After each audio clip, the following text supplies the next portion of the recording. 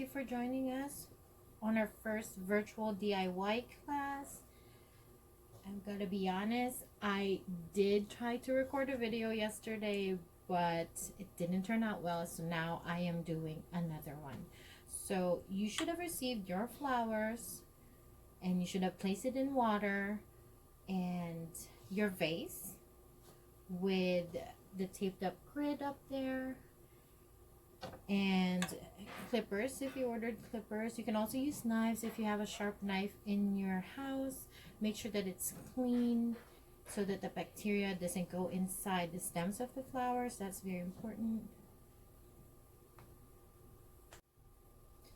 Let me just tell you about why the grid is important. The grid is there to support your flowers so that you don't just put a bunch of stems and hope that the flowers hold up their place. This is one of the techniques that we do. We also do hand-tied bouquets, put in vases, and sometimes chicken wire.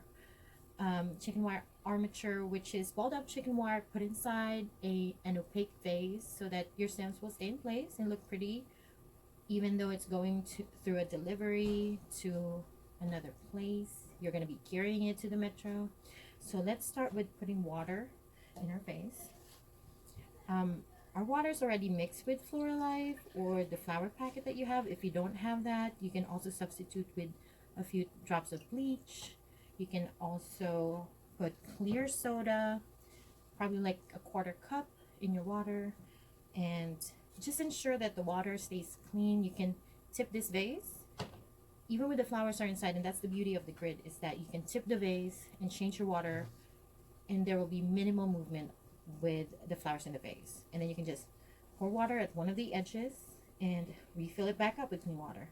We advise that to be done every other day, if not every 2 to 3 days if you're very busy. Okay, so let's start with the hydrangeas. You want something big and full to serve as a base for your flowers. So I have here green hydrangeas, which I cut yesterday, but I will show you how it's supposed to be cut. You're supposed to cut this way and across. And the more stem you have exposed, the more your hydrangea is going to drink. And you know, hydrangea is known to be very thirsty. You want to put that right there in the middle of your design.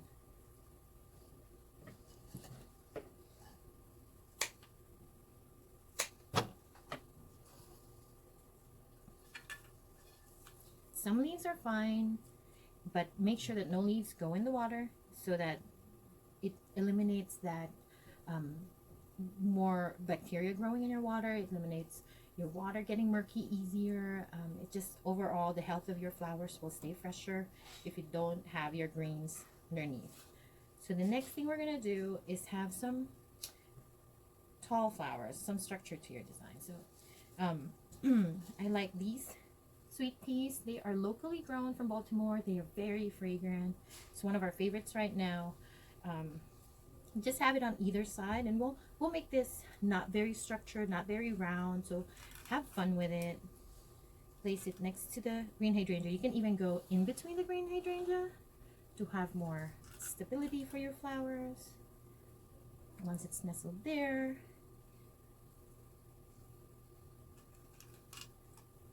and you can add as much as you want on one side, and we'll try to balance that later on. I like the design, the vase, to be almost as tall as the flower design, so some wispiness to the design is really pretty.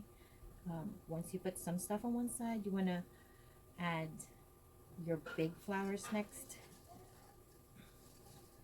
Look at this beautiful poppies from our friends in Baltimore. They're really pretty. You want that to be the center of attention.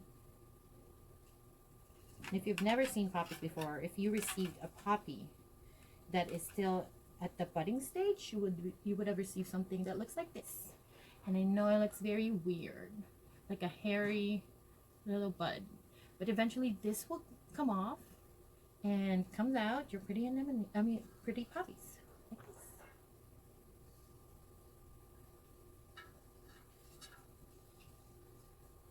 So just see something big and pretty. kind of accent or stage on your design. We also added some, let me put another one in the front, like that cute one. You know, there's an interesting way to hydrate poppies, and if they ever look like they're going down, dip an inch of it in boiling water. So you pour the boiling water, of course, in a vase, and watch them go up and drink more of that water. I don't know why, but they like that hot water stress, and it makes them all happy. I don't know why they do that, but now that you have your big flowers in the front, you can add some greenery here or a small ranunculus.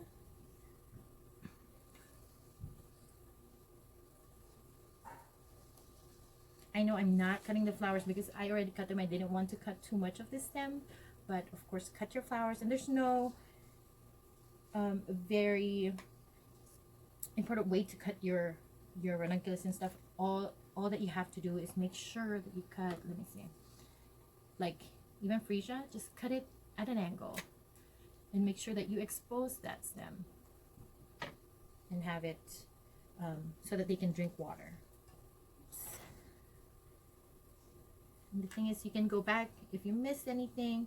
Now I put some freesia. This is also locally grown and very fragrant. So this design is for the fragrant lovers. We have all kinds of beautiful, good smelling flowers here. So with the sweet peas here, I'd like to offset it with 2 freesias on the other side.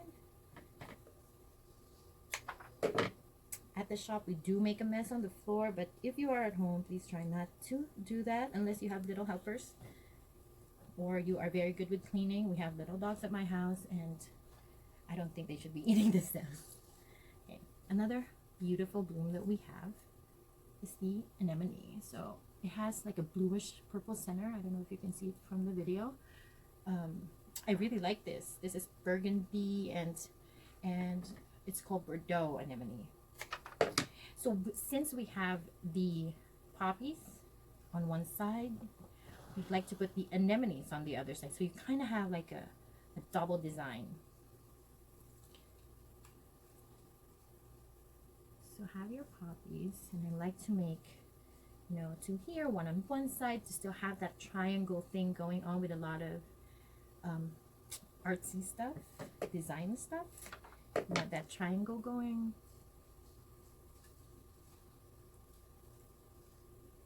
Okay. And we want one that's short. You can either take this greenery out if it looks not too cute, or if it was damaged in delivery. I mean, you really want the flowers to drink more than the greenery.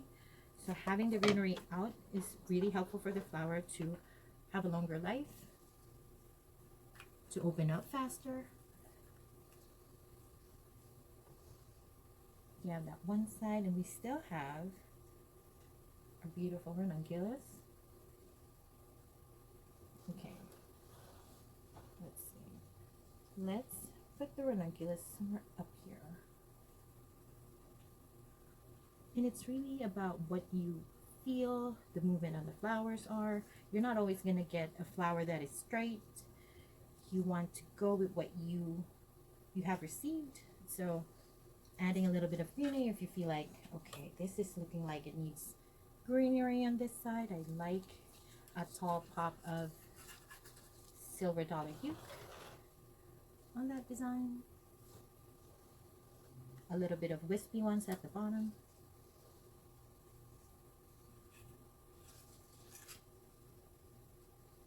And also we have some lily grass. And this is all up to you, however way you want to use your stems. You can do a little bit of lily grass at the bottom. I usually do 3 just to keep an odd number there.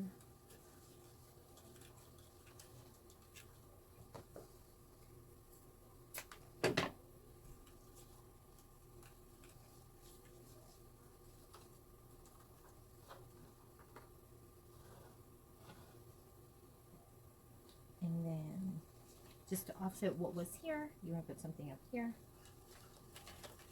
I still have the other three.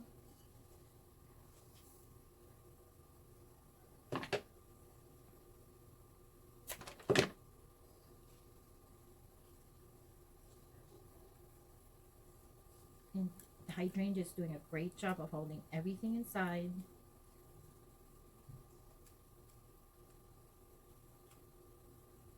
And as you go through the design, you are going to have a harder and harder time of putting stuff in there. So you can either put everything in this design, or you can make another small design for you to have in the house. Just to finish this, I'll use up the rest of the sweet peas. Little spots over here. And the other freesia, like I said earlier, you have your freesia, two freesias here, and you just want to add one here to kind of have that balance that we do.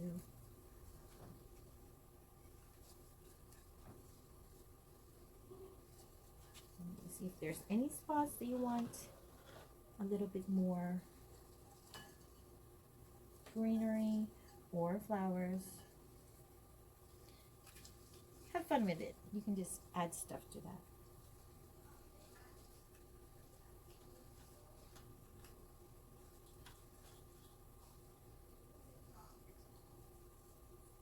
And I think one thing that I wasn't able to explain was, you know, we really just gauge how tall the flowers are. You want to see if you put a stem next to your vase like this, and imagine how it's going to go in your design. Don't be afraid to cut, because you always can go shorter and just, you know, place it however way you want to. The grid is there to help you to place your flowers in the right spot that you like.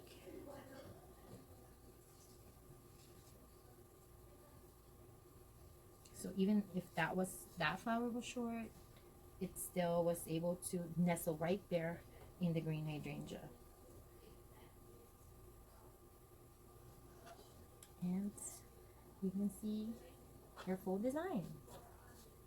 I hope you guys like this, and I hope you join us again for another maybe DIY, maybe for kids. Let us know what you like in the comments, or email us as a service at York Flowers for more DIY projects that we can share with you.